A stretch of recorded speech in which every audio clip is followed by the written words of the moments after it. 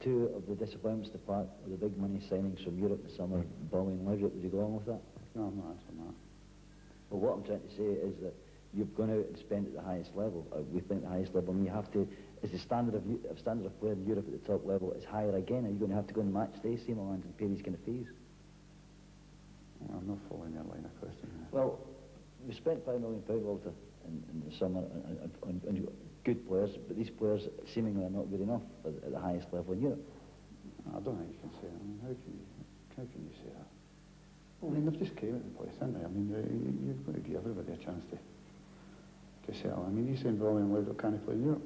No, I'm saying that... Well, we've got a European Cup winners medal, for fuck's sake. You can't say he's not a good enough player to play in Europe.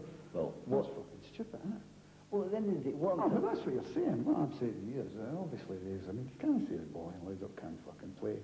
I mean, Laudrup played 7 games out of 10 for AC Milan last year, and Bali played in the team that's won the European Cup, and only never played in it last year because they were banned.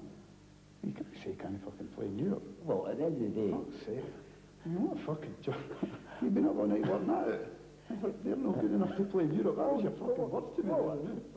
But you one of your fucking laughing. Fella, Jesus Christ. That was your words to me there. They two are not good enough to play in Europe. Fuck me. The team... Archie, come up here, a fucking interview. Well, that's just fucking saying I'll look the interview and we'll give... Well, he's coming out with words straight. I don't think it was fucking arse. If it was me.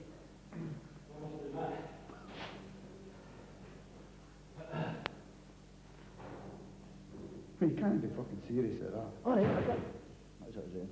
I got that. I presume you want to start a bit again. The Rangers fans...